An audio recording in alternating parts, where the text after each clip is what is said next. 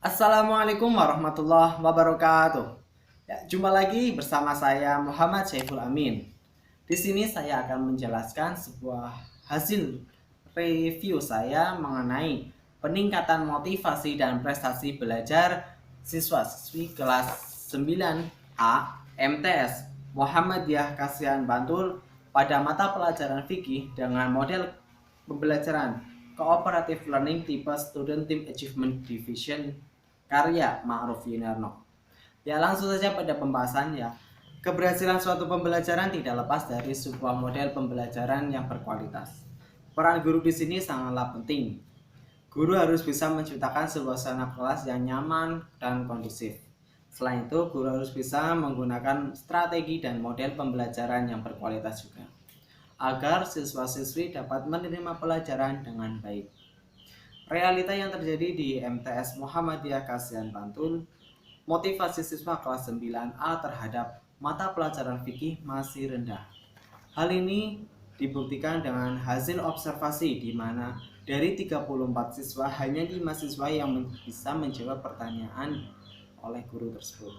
Selebihnya tidur-tiduran maupun ngobrol dengan teman sekelas. Hari ini sangat berimplikasi kepada sebuah pembelajaran di kelas yang menjadi gaduh dan pembelajaran yang tidak kondusif. Selain itu, juga berimplikasi pada prestasi belajar siswa. Nah, Ma'ruf Yuniarno ini melakukan sebuah penelitian tindakan kelas dengan menggunakan model pembelajaran Cooperative Learning tipe STAD atau Student Team Achievement Division. Penelitian ini dilaksanakan di MTS Muhammadiyah di Kelurahan Bangun Jiwo, Kecamatan Kasihan, Kabupaten Bantul, Yogyakarta. Subjek dari penelitian ini yaitu siswa-siswi kelas 9A dengan siswa sebanyak 21 dan 13 siswi. Jadi jumlah dari seluruhnya 34 anak.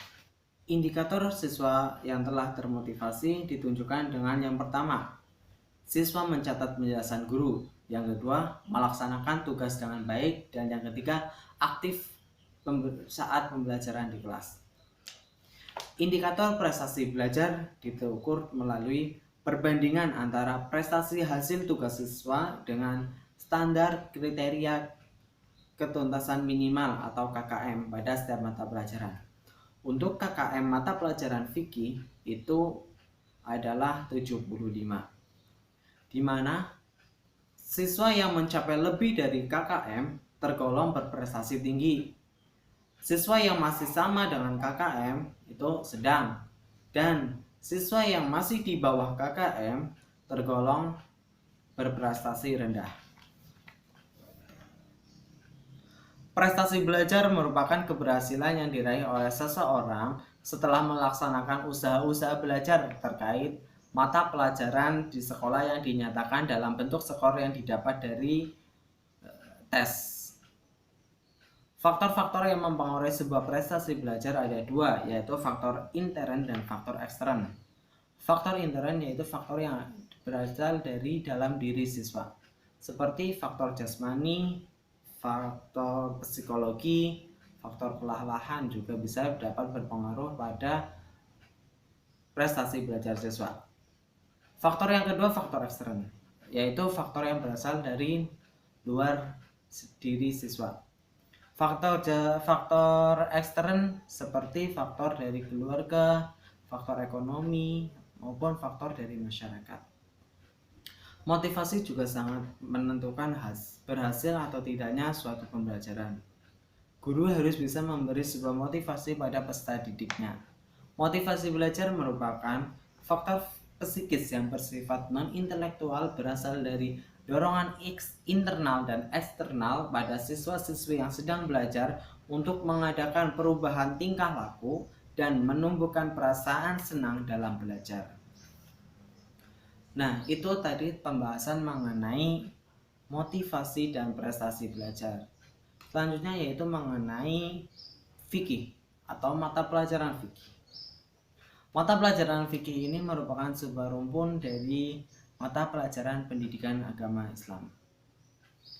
Fikih merupakan sistem atau seperangkat aturan yang mengatur hubungan manusia dengan Allah atau hablum minallah, manusia dengan manusia atau hablum minannas, dan manusia dengan makhluk lainnya atau hablum ma'al ghairi. Tujuan dari pembelajaran fikih antara lain untuk membekali peserta didik agar dapat memahami pokok-pokok hukum Islam dalam mengatur ketentuan dan tata cara menjalankan hubungan manusia dengan Allah yang diatur dalam fikih ibadah dan hubungan manusia dengan sesama yang diatur dalam fikih muamalah, serta melaksanakan dan mengamalkan ketentuan hukum Islam dengan benar dalam melaksanakan ibadah kepada Allah dan ibadah sosial.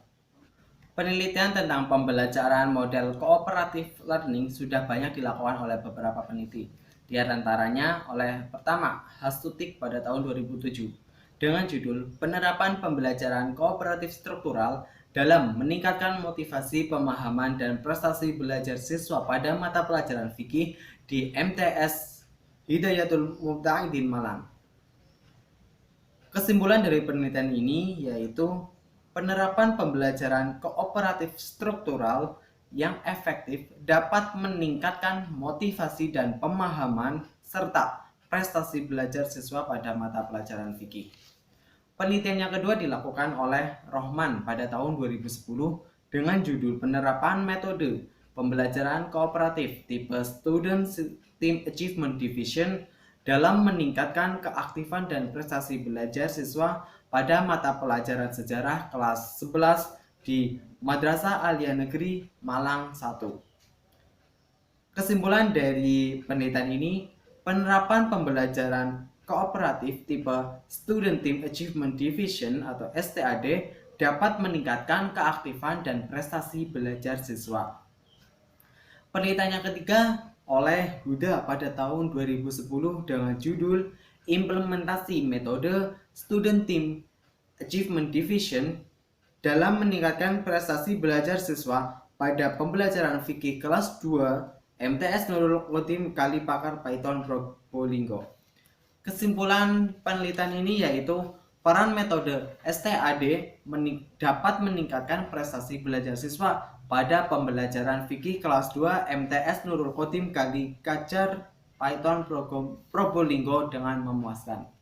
Dari beberapa penelitian di atas, maka dapat saya simpulkan bahwa model pembelajaran cooperative learning ini dapat meningkatkan sebuah motivasi, pemahaman, dan prestasi belajar siswa pada setiap mata pelajaran.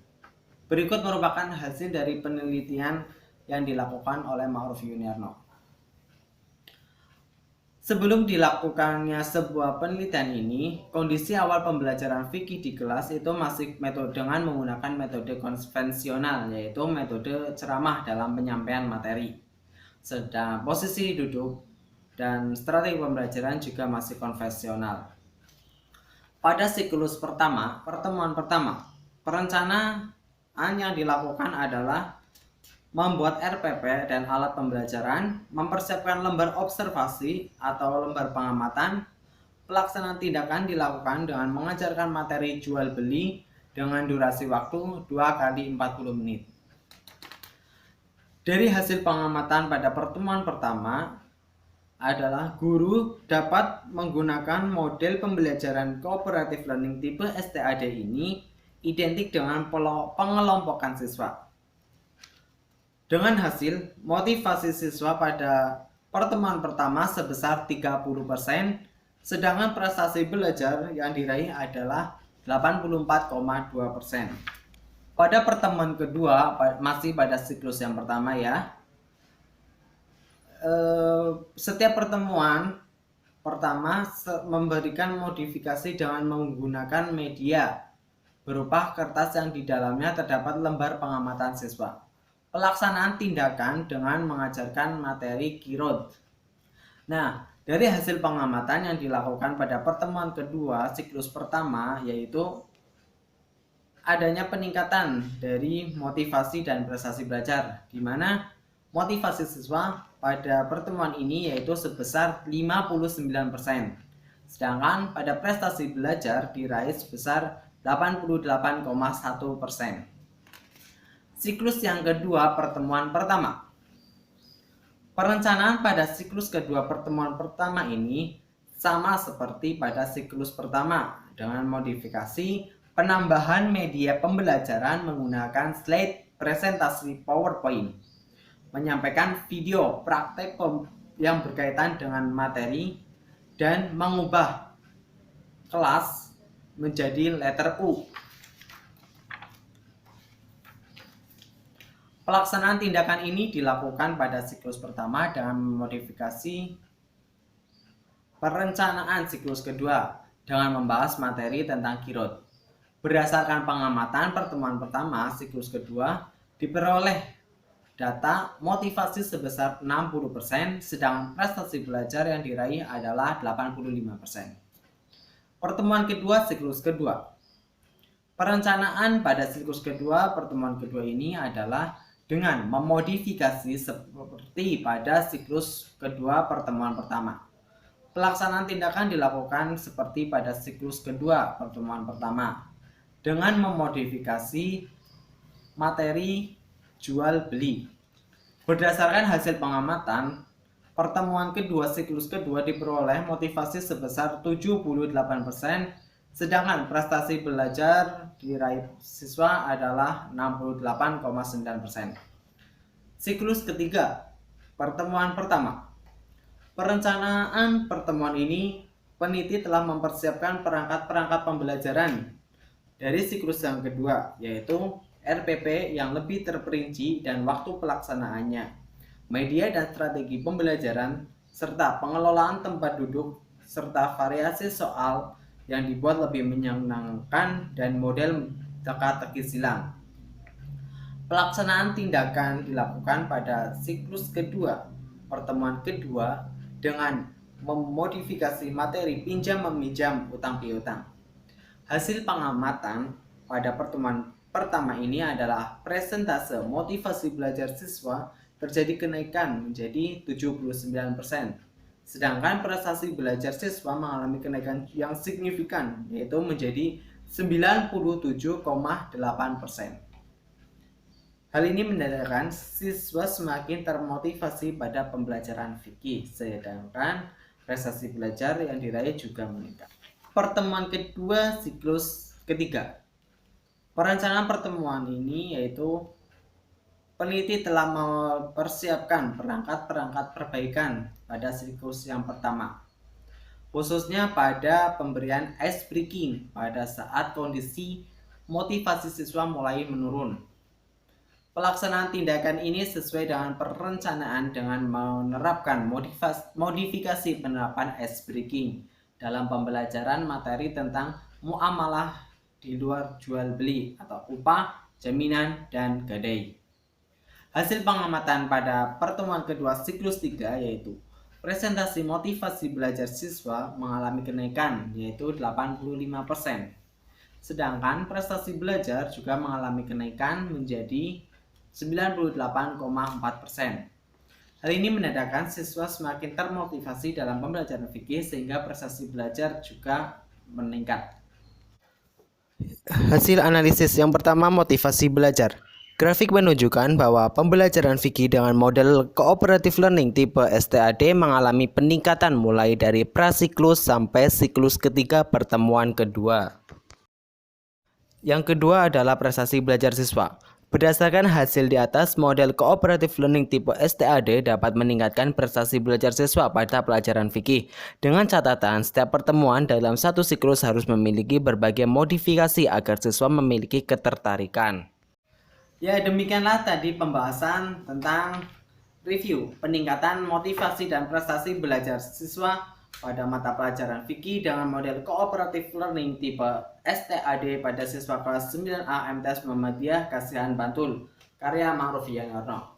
Dari pembahasan tersebut dapat disimpulkan bahwa implementasi cooperative learning tipe STAD pada siswa kelas 9A dalam pembelajaran fikih dapat meningkatkan motivasi dan prestasi belajar peserta didik dengan disertai modifikasi dalam setiap pertemuannya. Modifikasi tersebut dapat berupa strategi pengelolaan kelas dan media. Perubahan tersebut dalam bentuk tata ruang kelas, media dan alat pembelajaran, instrumen tes, dan penggunaan speaking. Semoga ini bermanfaat bagi kita semua. Amin. Demikian dari saya, kurang lebihnya mohon maaf. Assalamualaikum warahmatullahi wabarakatuh.